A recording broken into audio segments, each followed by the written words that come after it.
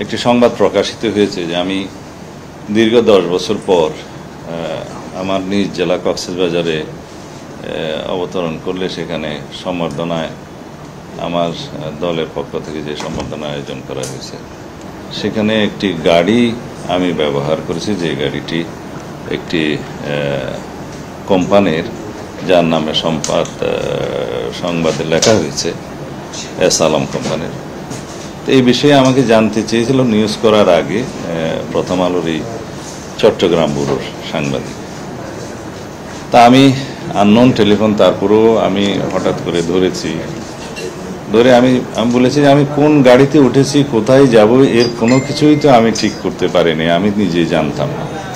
এগুলো জেলা বিএনপির নেতৃবৃন্দ যারা সম্বর্ধনার আয়োজন করেছে তারাই জানত। এখন দীর্ঘ 10 বছর পর আমার নিজ জেলায় যাওয়ার সুযোগ হয়।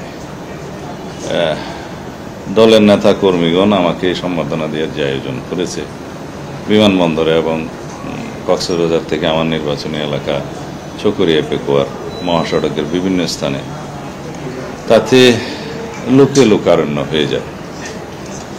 কক্সবাজার বিমানবন্দরের যে বিমানবন্দর সড়ক, এখানে কোনো রকমের কোনো গাড়ি ঘোড়া ঢোকার কোনো সুযোগ তখন ছিল না, এত বেশি লোকের সমাগম। তা আমি বিমানবন্দরে নামার পরে কিছু গাড়ি দেখেছি ভিতরে, তা আমাদের নেতাকর্মীরা বলেছেন যে এইটাতে উঠেন। এই গাড়িতে আমি উঠেছি।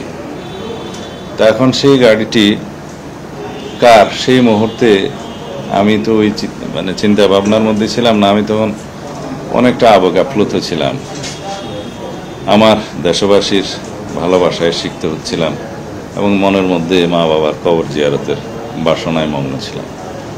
তখন আমার মনের অবস্থা ছিল না যে আমি কোন গাড়িতে, কার গাড়িতে উঠছি ইত্যাদি খোঁজ নেয়ার। এই সংবাদ প্রকাশ হওয়ার পরে আমি খোঁজ নেওয়ার চেষ্টা করলাম এবং জানতে পারলাম এই গাড়িটা আমার এলাকার এক ছোট ভাই, যে উক্ত কোম্পানিতে বিভিন্ন জমি জমা দেখাশোনার কাজ করে এবং কোম্পানি থেকে তাকে বিভিন্ন সময় ব্যবহারের জন্য এই গাড়িটি দেয়া হয়। সেও অন্য সকলের মতো আমাকে বরণ করার জন্য এয়ারপোর্টে গেছে, তার গাড়িতে করেই গেছে। কারণ সেও জানতো না যে আমি তার গাড়িতে উঠব, আমিও জানতাম না আমি কার গাড়িতে উঠব। এটা জেলা বিএনপির নেতৃবৃন্দ ঠিক করেছে। তো এই অবস্থায় যে সংবাদটা প্রকাশিত হয়েছে তাতে জনমনে কিছু বিভ্রান্ত সৃষ্টি হওয়া স্বাভাবিক। তারপরেও এই একটি পুরাতন গাড়ি সে আমার ছোট ভাই নিয়ে গেছে, সে খুব আনন্দিত যে আমি তার গাড়িতে ছুটতে পেরেছি। এটা আমার পক্ষ থেকে আমি জানতাম যদি যে এই গাড়ি একটি নির্ধারিত কোম্পানির বা তাহলে হয়তো আমি সাবধানতা অবলম্বন করতাম। তারপরেও আমার এই অসাবধানতা এবং অনিচ্ছাকৃত ভুলের জন্য যদি আমি দেশবাসীর মনে কষ্ট দিয়ে থাকি এবং অনুভূতিতে আঘাত দিয়ে থাকি, সেই জন্য আমি দুঃখ প্রকাশ করছি।